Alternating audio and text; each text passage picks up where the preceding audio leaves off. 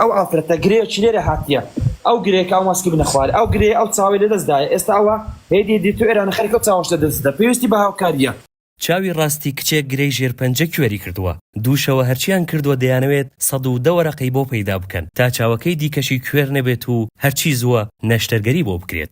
هونەرمەند، ڤڵۆگەر و کاسبکار ئەوانەی چالاکی ناوتۆڕە کۆمەڵایەتیەکانن دووشەوی ڕابردوو هەرچیان لە دەزات کردیان تا گەیشتن بەوەی پارەکە پەیدا بکەن. ناوەڵە بڵێ دکتۆر 110 وەرەقەی بۆ لێ وەرەگری بۆ حەجێک بە خۆت ناکەی بۆ بە 80 وەرەقە بۆی ناکەی بۆ بە 70 وەرەقە بۆی ناکەی خۆغ یوسف کچەکەیە و تەمەنی 37 ساڵە لە گوندی خەلیفانی سیدەکان لە ئیداری سۆران نیشتەجێیە 4 ساڵە تووشی نەخۆشی شێرپەنجە بووە.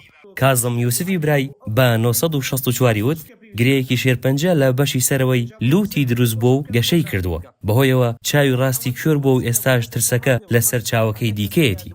خۆخ باوکی لە ژیاندا نەماوە دایک و 4 خوشک و 2 برای پێکەوە لە گوند دەژین.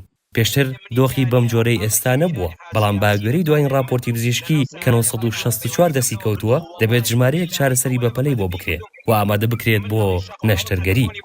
هر چونه بخير لايف بكرو يعني امانه بو خوي پروردگاری والله اماني بو خوي گوره ويستويت يم خير بك ايود حتى سو بو كسي در پارنه خاطر سري بو حتى خيرك برمن كلام خێزانەکەی ماوەی ڕابردوو سیارە و مڵکیان فرۆشتووە تاوای لێ هات و 2 دەفتەر دۆلاریش قەرزدار بن. جێگر دۆڵانی کە سەرپەرشتیاری کەمپینی کۆکردەوەی هاوکارەکان بۆ خۆخ دەکات بە 964 وت چەند جارێک بردراوەتە دەرەوەی وڵات ئەوەی ئێستا پێویستێتی پارەیە تا لە هەولێر نەشتەرگەریەکەی بۆ بکرێت. لە دووشەوی ڕابردوو بەکارهێنەرانی تیکتۆک ڕۆڵێکی یەکلاکردەوەیان هەبوو بۆ پڕکردەوەی پێداویستیەکەی خۆخ.